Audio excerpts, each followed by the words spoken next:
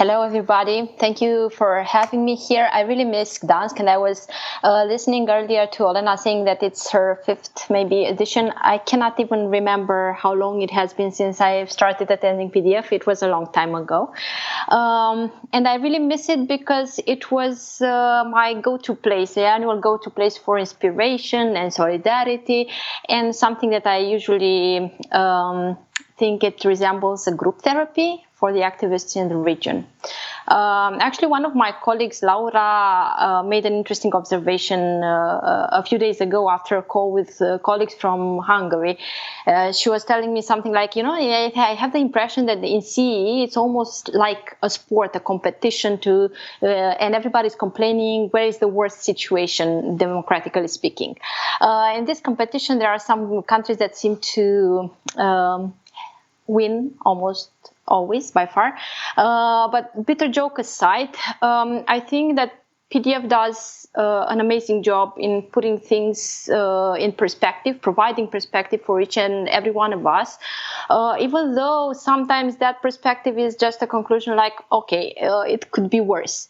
I will not go into that specific competition today, but I will rather listen to my colleagues in the next session talking about the specifics of each country and try to go deeper into the business of providing hope and looking at the bigger picture and providing hope after looking at that picture. I will start by focusing on two dilemmas that appear somehow in the conversations I had in the past 2 months with other people from our region. And I think that at this point, democracy in the region is probably at its lowest point since the fall of the communist regimes. But I think that we can actually take advantage of this point and do something about it. I would like to reflect on 2 points which are somehow also related to the previous intervention. The first one is that I think we have failed to consolidate those democratic dreams of 1989, and we have failed to do so by failing to consolidate democratic institutions in our countries, or in some of our countries. The second thought is related to the fact that we have somehow become lazy. Because, again, sometimes we had decent people in power and the economies went up in the region. I'll start by reflecting a bit on those dreams of 1989 and why I think that we somehow overpromised and underdelivered. When I think about the CEE countries, I often remember this interview with George Carlin, the comedian, which was saying something like, if you scratch a cynic, you'll find a disappointed idealist behind it. And I think that some of the countries in our region are like this cynic that used to be an idealist. I think that what we are seeing right now during the COVID-19 pandemic is just the climax of what we have witnessed in the past years in the region. I'm talking here about the shrinking civil space. I'm talking about the less energy we have for defending democratic principles and institutions. I'm talking here about the failure to ensure consistently rule of law in some of our countries. The signs have been in there for a long time, but we have failed to somehow recognize that, well, this is not a temporary slip. It is a sign of a democratic process or a democratization process which was not finished yet.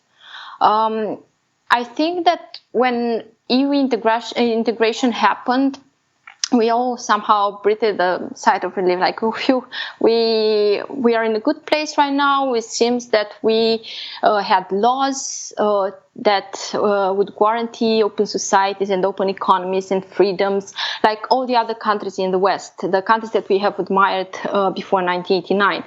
But I think we've forgot a real simple truth that sometimes you just need time. You need time for your institutions to become mature. You need time for those laws to become effective, and you need time to educate citizens into those specific freedoms.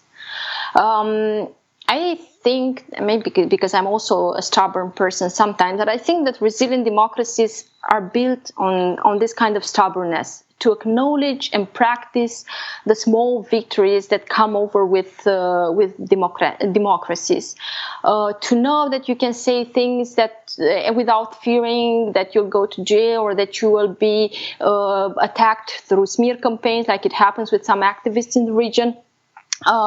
That you can, I don't know, get a permit to build a house from the city hall without being asked for a bribe. That you can be so good in your business that you can actually gain a contract, a procurement contract, without being friends with politicians, or that each and every vote actually counts, and that it doesn't matter who is actually counting the votes. And I think that this practice is something that we have somehow taken for granted. The second point I would like to insist on is the fact that I think we have failed to build long-lasting institutions, and that maybe we did not learn all the lessons we could from this. My own country, Romania, has experienced in these days the consequences of being a very young democracy. It has been about rights and freedoms that are being limited and sometimes violated. In the past 2 months since we've been in a state of emergency, access to information has become a luxury, respect for transparency, legislation and social dialogue has been suspended, and our government decided it can become an institution that decides who are the sites that spread fake news and close them. To add to this picture, our Parliament failed to provide the adequate checks and balances, and it sometimes became so ridiculous to watch what they're doing that you can actually understand why people sometimes ask, okay, so what are we doing with these guys? However, what is interesting is that we see little reaction from the society, and this is happening in a country that has experienced tremendous protests in the past years. And the supporters of the former party in power often actually ask, why don't you go protest now? If we were doing this, all the media and all the activists or the NGOs would have been out in the public square. I understand why it might look strange for them or partisan, but it's actually about a rather simple explanation. It is about the fact that some of the people in power, and especially some of the president, for example, which was just re-elected, seems for a lot of people a decent person. There is an entire discussion whether this assessment is made by comparing him to other people or by by comparing it with himself, or if the comparison with the previous one of the previous leaders is somehow advantaging him, bringing him advantages. Anyways, but this leads us to another conclusion, that we have failed to build long-lasting institutions, and we continue to fail to do so because we are okay if some of these steps back in our democracies are made when decent people are in power. Democracies should not be about personalities. Democracies should be about institutions, about rule of law. A nice personality is, well, just nice to have, but you still need institutions. Similarly, I hear from colleagues in other countries that citizens simply do not care if there are such restrictions or backsliding in their democracies because the economy is doing good and the public services they are getting are better and better.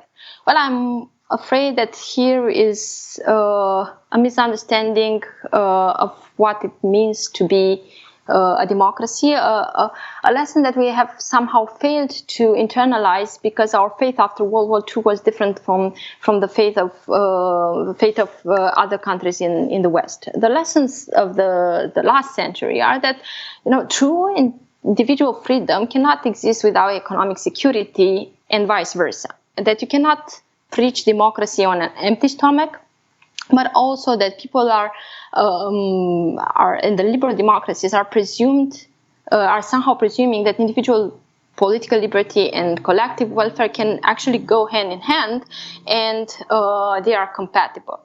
We cannot be happy with just a good standard for our daily life if we are not benefiting from the liberties that come with that good standard of life. A lot of people, and I will leave you with this thought, a lot of people are now discussing about a universal basic income. I wonder how it would be to have an universal democratic standard. Can we as a region come up with solutions that build into the incomplete lessons of the past 30 years or so? Can we finish and regain that idea? Can we finish the job and regain the idealism that brought us to the revolutions of 1989? I believe so, and I believe that it is our duty to lay the plans for building lasting democracies in CEE and lasting institutions in CEE. Thank you very much, Elena, also for showing us new paths maybe to discuss and to bring to the conversation. Without further ado, I would like to invite Marek Tejchman, a journalist from Dziennik Gazeta Prawna, and our good friend that we're very happy to have, to dig further. And just one more thing, I want to remind you about the hashtag PTFC20, so you can use it on Facebook, and if you're an active Twitter user, please do comment. Thank you very much, and thank you for inviting me on the stage, and thank you for having Elena with us. Well, I wanted to follow remarks of Elena and ask her a question about the effectiveness of the state, because what we heard from you, Elena, was pointing out the examples of involvement, but as well the examples of the lack of the involvement of the citizens in Central Eastern Europe. And in a way, when we discuss institutions, we are seeing them as a way of building a strong, effective state. And it is a way to leapfrog the distance that we have from the Western Europe in creating a society, creating a state that would create equal opportunities for all citizens. But maybe the very idea of bringing the idea of the strong independent institutions as a way of building a strong effective state is asking too much. I know it might sound provocative, but maybe it's a bit too much if you think about implementing that solution that was created by 300 years of the evolution in Western Europe and just imported into Central Eastern Europe. Maybe we need to find a bit different way, or maybe we just need to accept the very sad fact that we cannot in one big jump cover the 300 years that Western Europe had it. So maybe it's just not the way for us. I told you I'm in the business of providing hope, so I'm going to insist on staying there. And I will tell you that I do not think it's the case, because, listen, sometimes people ask, why do you guys have such performance in Eastern Europe? Why do you have such performance IT industries, for example? Why is your internet so high? The speed of your internet so high?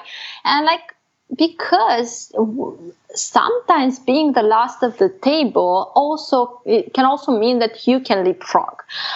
We did not adopt those technologies that countries in the western part of Europe had to go through little by little, but we took advantage of the lessons they learned, or we took advantage of the maybe of the failures that they've been through as well. However, I do agree with you that you cannot do in 30 years what others have done in 300 years. But I strongly believe that there is nothing less democratic in the fiber of the people that are living in Central and Eastern Europe, and I think you can see this by looking at a very sad reality. If you're looking at the smartest, the brightest, and not only at all the people that dream of a better future, you'll see them emigrating to the West. That is their ideal. You do not see them go to the East or staying here and saying, okay, we want to live in the state that we are. Everybody is somehow has this ambition of going somewhere that he or she recognizes as being better in terms of the aspirations of a decent life. And I'm talking here about decent public services. I'm talking here about those respect for the rights and freedoms of the individual. But I think that we do lack something, collective action. I think that Western societies are a bit better at this than we are. But I think we have time to somehow correct this lack of collective action. Elena, do you think that we as a society in Central Eastern Europe, we don't see, as a citizens, we don't see the advantages of the strong institutions, and that's the reason why some of the societies are not actively defending them? Maybe there was not enough of a clear evidence of how the citizens could benefit from having the strong independent institutions, and how they are going to lose when these institutions are gone. I think this is a very complicated question to answer, even for anthropologists and philosophers of culture and people that look into the traits that make that build a culture of obedience or independence or distance from authority and so on. But I do believe that it takes time. Sometimes it takes time to educate citizens into what it means to profit from those liberties, and to profit from the fact that sometimes the institutions will do things that are not popular, but they will do those things just because that's the right thing to do, and that is what rule of law means.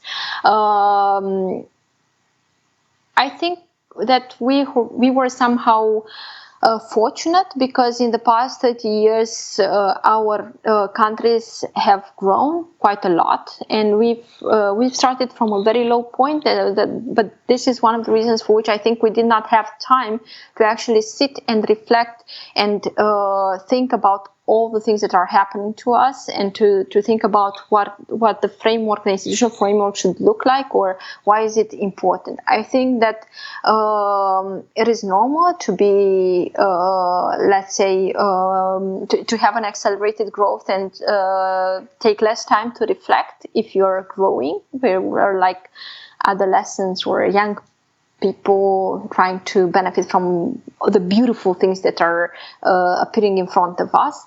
But I think that now it's time for us to, settle and become mature adults, and to think about, the things that people take into account when they're in their 30s: a stable income, a family, a good place in the community. So we have to accept the fact that we are grown-ups over here in Central Eastern Europe. And what are the actions that the grown-ups should take? What is the thing that we should? What is the boring thing we should be doing right now to settle down? Well, wake up in the morning. This can be, it sounds simple, but it's never that easy, especially if you sometimes remember that you used to be young and you sometimes stay up all night at the party, which I hope everybody will do tonight in the after party.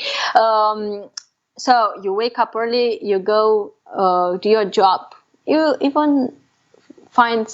sometimes find pleasure in being stubborn, in practicing that discipline that comes with you being a member of a larger picture. I think that we should get more accustomed with our roles as not only productive members of the society, but of citizens, not only inhabitants of certain cities, of certain communities. It is boring sometimes to vote. It's because you don't have people to vote for. I often remember the quote or the tagline from Washington Post, with democracy dies in darkness. I think that sometimes democracy dies in boredom, because some of these processes, some of the procedures are actually very, very boring. But we should do so.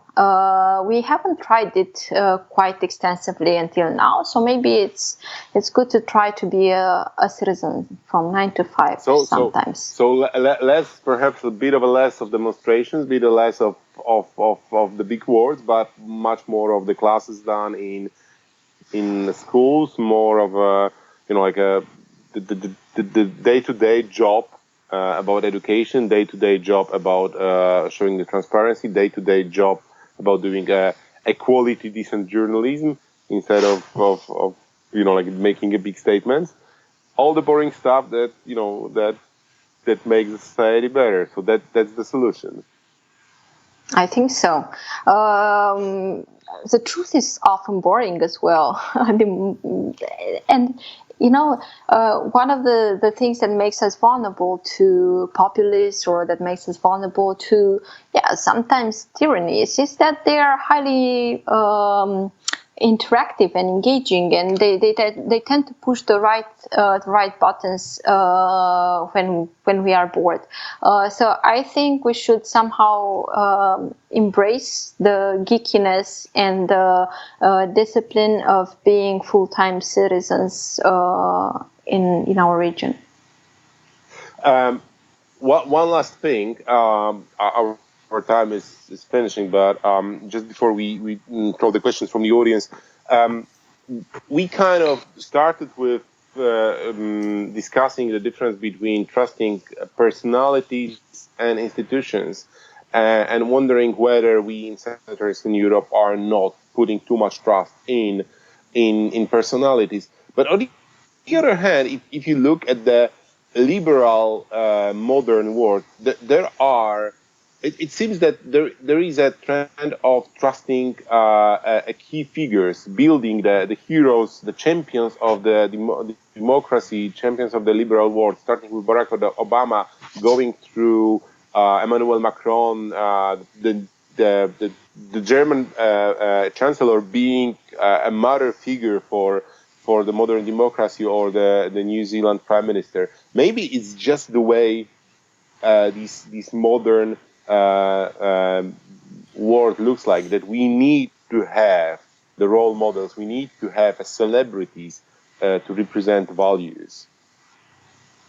Well, it's true that we always need heroes, but the good thing about democracies is that they can sometimes acknowledge that their heroes might be wrong, and that it's perfectly fine to do mistakes, and that it doesn't mean that if a hero fails to deliver on the promises he or she makes, it means that the entire system is broken. I think that is the advantage. The strong institutions and rule of law are some sort of a safety net. When heroes disappoint, we should be lucky to have this kind of safety net made of institutions and good rules. But do you think that, in a way, having these heroes, the champions of liberal thinking, might lead us to the danger that they are becoming populist as well? I mean, if one goes deeper and dig into what, for example, Emmanuel Macron is proposing for Western Europe, it is a benefit for Western Europe. It might be a challenge for the Central Eastern Europe. If you go deeper into some of the liberal thinking of the West, it seems that there is a certain layer of populism over there. So my question is,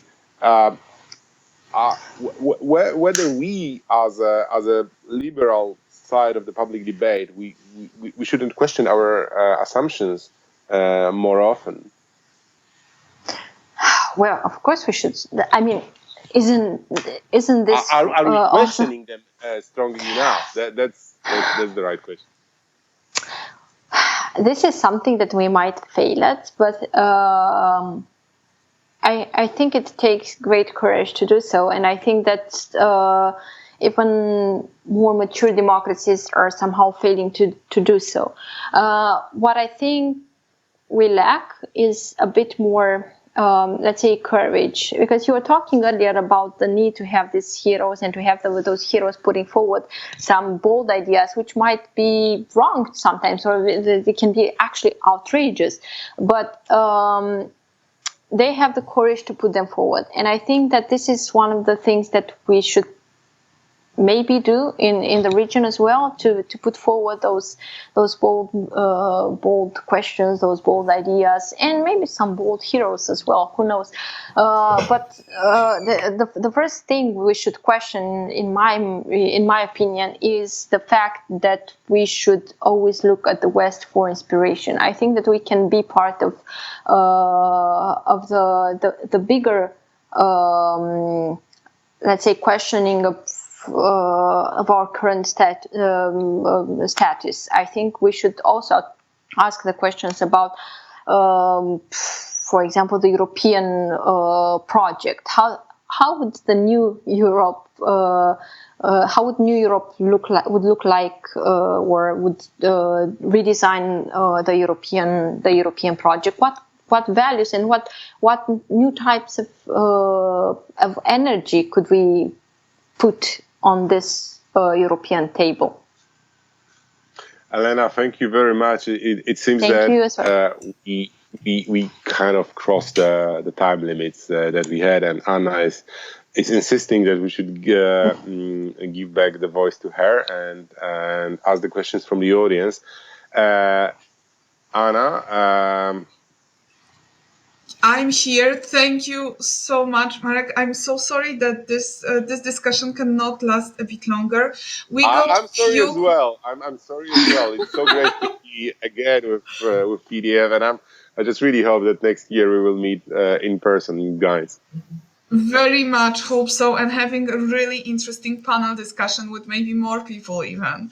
And I will take advantage and ask one question that is especially interesting. And Elena, you said that citizens should be taught new specific freedoms. Can you give us any tips on how best doing it? And I think you, as an activist and a civic tech activist, you have few ideas. Can you repeat the first part of the question about the liberty? You said that citizens should be taught new specific freedoms. How to learn the freedoms. Yeah. Well, I think that this will also sound a bit boring, because I think that a new type of freedom we have is to be some sort of, I don't know, maybe trolls, institutional trolls.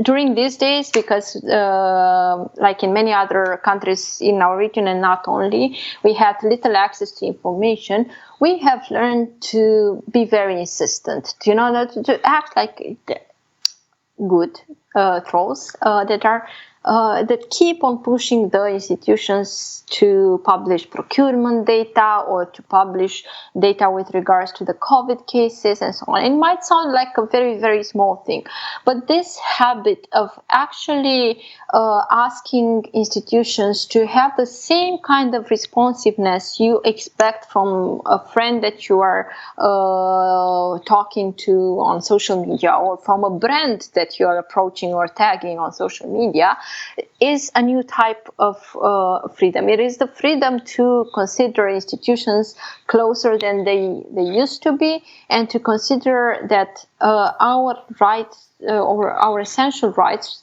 can be demanded even during such times, such crisis times.